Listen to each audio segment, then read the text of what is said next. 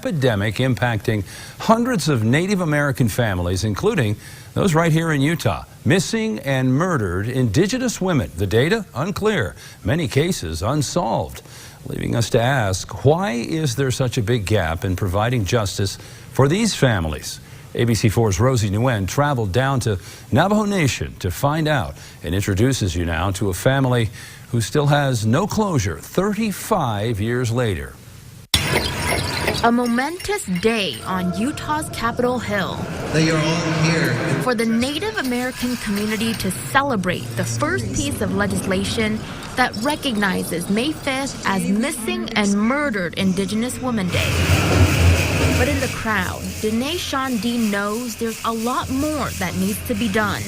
These silhouette cutouts that became the default symbols for the MMIW movement were designed by her. To understand where her pain and trauma came from, Shondine's mother, Sandra Lee, escorted us down to Fort Defiance, Arizona, located in the Navajo Nation reservation where she was born and raised. Priscilla she loved music, she loved to dance, she loved to sing. Priscilla is Lee's older sister who was murdered more than 3 decades ago. Well, this is the house that we lived in when my sister was murdered. It was January 1984 when Priscilla and her mom were ambushed by a man unfamiliar to both of them with a gun. During the scuffle, her mom hid Priscilla's baby from the gunman. My mom recalls my sister begging this man, I have money in the house. What is it that you want? The gunman drove off with Priscilla and left her mom to die. I still had the deep sense that there was really something wrong.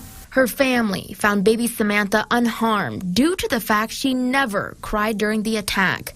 Lee's mother survived, but Priscilla did not. Lee took us back to the site where Priscilla's body was found. 35 years later, she's still in disbelief that someone could do something so horrific to her sister. And the guy would chase her and follow her, wandering and looking for her, and you could see a scuffle happen in the snow. You could see where she would escape again, and he would wander searching for her. FBI investigators never solved Priscilla's case. Her mother believes the man who killed her was not of Native American descent. Experts say rates of violence on Native American reservations can be 10 times higher than the national average. Priscilla's murder is one of 506 MMIW cases that have remained unsolved nationwide, which is likely an undercount because of poor data collection. The FBI, US DOJ, have not prosecuted a large number of cases, most cases happening on the Navajo Nation. And that's, there's something happening there. Experts and advocates say multiple reasons contribute to the epidemic, such as lack of law enforcement on reservation land, delays in response times, and the inability of tribal courts to prosecute non-Native offenders. A non-Indigenous person can go onto reservations, murder somebody, leave, and get away with it. The epidemic spans nationwide and also impacts the 71% of Indigenous women who live in urban cities. They may be trafficked, they may be brought to the city by someone who they thought had their best interests and then was sold to do sex trafficking. According to the Urban Indian Health Institute, Salt Lake City ranks as the 9th highest city in the nation for MMIW cases. Utah ranks as the 8th highest state. That's why advocates like Francisco Nez say it's time for state officials to create a database and task force to start looking into the epidemic. Priscilla's daughter Samantha, now 34 years old, can only remember her mother through her stories and beautiful portraits. Shondine never had the chance to meet her aunt, but that doesn't mean it eases the pain of losing her.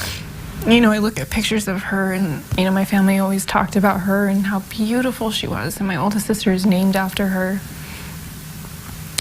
And, I can feel her. Whether or not they ever find closure, Lee and Shondine won't stop feeling the conversation until they start seeing justice being served. I will not go missing. I will not be murdered. I need people to take real action. Originally, Salt Lake City police reported 24 MMIW cases to the Urban Indian Health Institute. However, since their report came out, the Department of Public Safety says that number is actually inaccurate because of misclassification, and Salt Lake City's ranking should be much lower on the nationwide scale.